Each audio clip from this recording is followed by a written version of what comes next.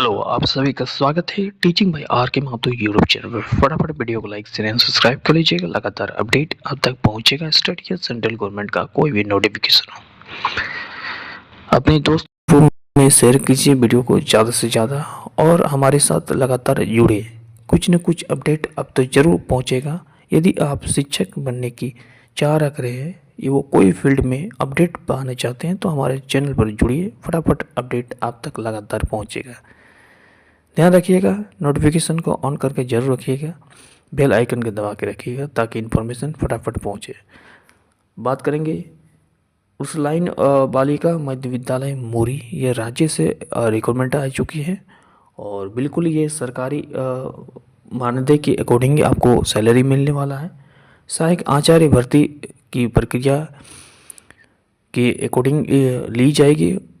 आपको ये डायरेक्ट बहाली है, ऐसा नहीं है कि आपको कुछ ये करना पड़ेगा।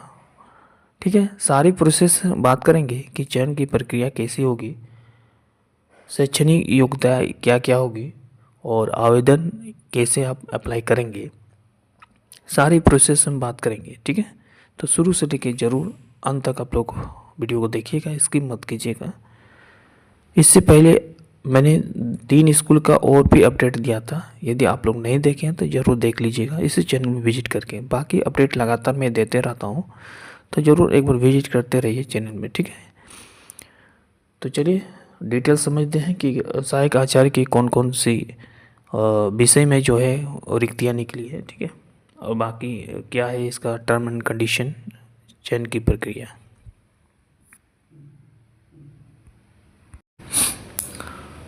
जैसे कि आप देख पा रहे हैं, उर्सुलाइन बालिका मध्य विद्यालय मोरी, पोस्ट ऑफिस जो है छोटा मोरी सिल्ली, जिला रांची, पिन कोड दिया हुआ है। ठीक है, आवश्यकता यानी यहाँ पर रिक्वायरमेंट, यहाँ पर क्या है, उर्सुलाइन बालिका मध्य विद्यालय मोरी में वर्ग यानी क्लास 1 से लेकर 6 तक सेवानिवृत्त के फलस्वरूप, सेवानिवृत्त मतलब जो रिटायर हो गए। ठीक है, कुछ टीचर वहाँ पढ़ा रहे थे, वहाँ रिटायर हो गए थे। सरकार द्वारा स्वीकृति पद के विरोध, सरकार द्वारा जो स्वीकृति पद था उसके विरोध 2 यानी 2 सहायक आचार्य की आवश्यकता है। कितनी पोस्ट हो गया? 2 सहायक आचार्य की हो गया। क्लियर हो गया। आयताधारी, आयताधारी यानी एलिजिबिलिटी क्या होगा?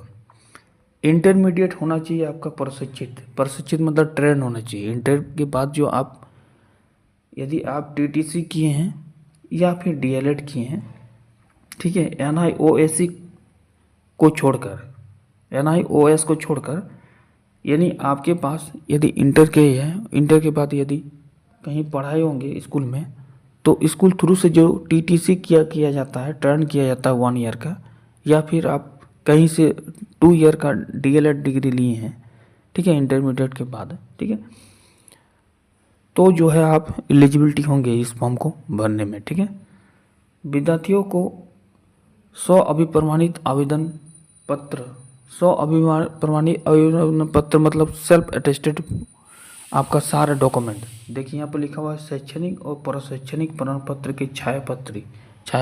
ठीक है, यानी आपका मैट्रिक इंटर का, यदि आप इंटर तक पढ़े हैं तो इंटर तक दीजिएगा, ग्रेजुएट पढ़े तो ग्रेजुएट तक दीजिएगा।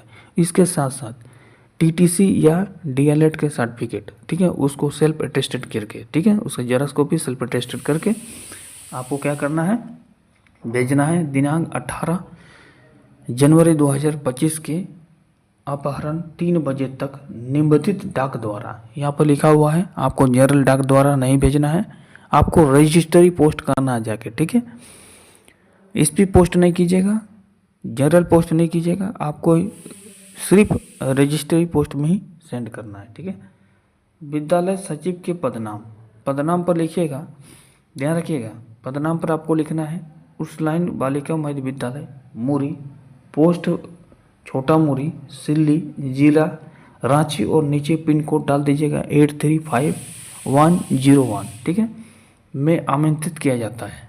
ठीक है, उक्त तिथि के पश्चात आवेदन स्वीकार नहीं किया जाएगा। इसके बाद जो है आपका आवेदन एक्सेप्टेड नहीं होगा, यानी आपको 18 जनवरी 2025 तक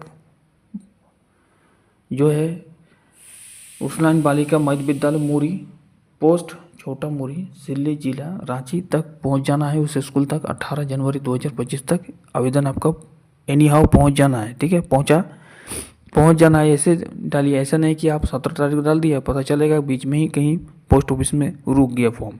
ठीक है, तो क्या होता है, कई बार होता है कि वो वापस फीस आपका घर पहुंच जाता है रिटर्न। ठीक है, आप कुछ समय लेके डालिए। जैसे कि आपको अप्लाई करना है इस फॉर्म को, तो आप अभी से ही डाल दीजिए, आज या कल के अंदर डाल दीजिए, ताकि आप जो है आपका जो फॉर्म जो है वहाँ स्कूल पहुँच सके। ठीक है, विज्ञापन तिथि से सरकार द्वारा निर्धारित उम्र सीमा मान्य होगा। विज्ञापन तिथि से, ठीक है, विज्ञापन तिथि से यानी ये फॉर्म जो है कल निकला हुआ था। ठीक है, तो ये फॉर्म जो है विज्ञापन निकला है कल। ठीक है, उस तिथि से आपका उम्र सीमा की गणना होगी। ठीक है, देखा जाएगा कि आपका उम्र सीमा क्या रहेगा। सरकार द्वारा जो अकॉर्डिंग रहता है छूट, वो भी आपको मान्यता मिलेगी।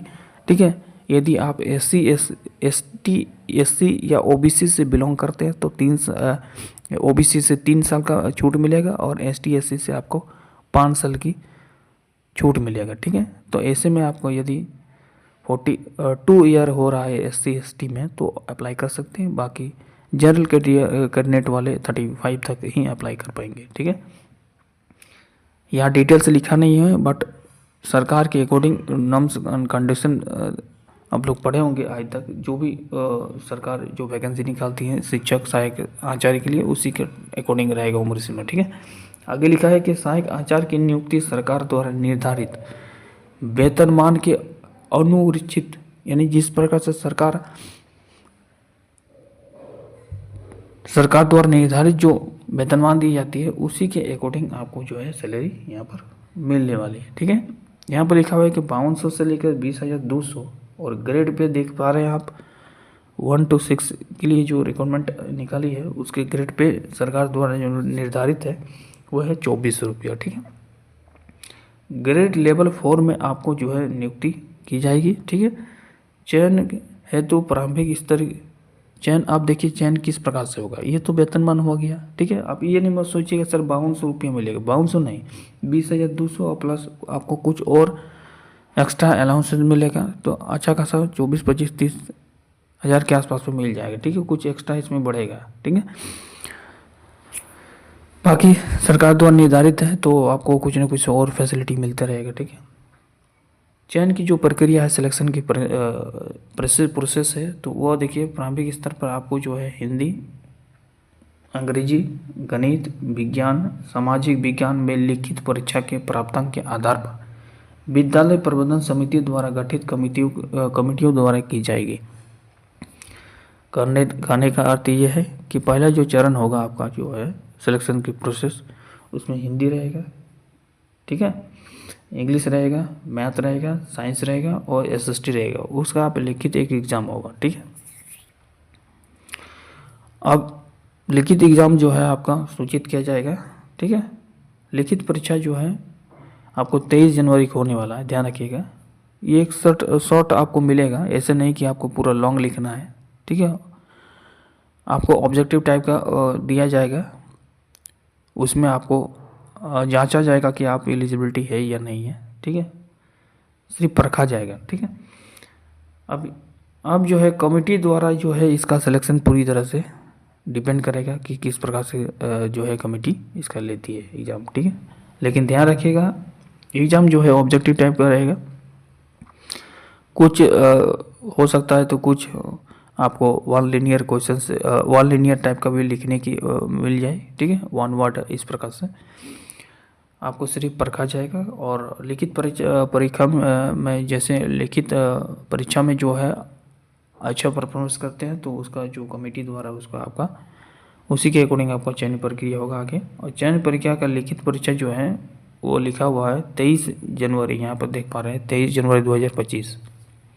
ठीक है, 23 जनवरी को आपका जो है लिखित एग्ज़ाम होगा, रिटन एग्ज़ाम होगा, वो भी डेट लिखा हुआ है 11:30 बजे। ठीक है, मूल प्रमाण पत्र के साथ, यहाँ लिखा है मूल प्रमाण पत्र के साथ उर्सुलाइन कॉन्वेंट बालिका उच्च विद्यालय मुरी में उपस्थित होंगे, ठीक है, यात्रा भत्ता आपको देय नहीं होगा। यहाँ पर एक चीज़ और याद रखिएगा कि 23 जनवरी 2025 को जब आप लिखित परीक्षा के लिए आप लोगों को बुलाया जाएगा तो आपको सारे ओरिजिनल सर्टिफिकेट लेके पहुँचना है, ठीक है, स्कूल, ताकि आपका वेरीफाई होगा। उसके बाद जो है आपका लिखित परीक्षा होगी, और लिखित परीक्षा के बाद जो है जिसका सिलेक्शन होगा उसी को जो है बुलाया जाएगा स्कूल में, ठीक है। बाकी की प्रक्रिया हो सकता है कि एक से ज़्यादा स्टूडेंट का यदि सिलेक्शन हो तो डेमो हो सकता है, ठीक है। तो ये है term and condition, selection process है। बाकी यदि आप एलिजिबिलिटी रखते हैं तो इस फॉर्म को ज़रूर अप्लाई कीजिएगा। बाकी आप लोग को अपडेट देते रहेंगे, ठीक है। तो ये तो समझ में आ गया आप लोगों को किस प्रकार से प्रोसेस को अप्लाई करना है, तो उसी के अकॉर्डिंग आप लोग ज़रूर अप्लाई कर दें, ठीक है। चलिए, थैंक यू।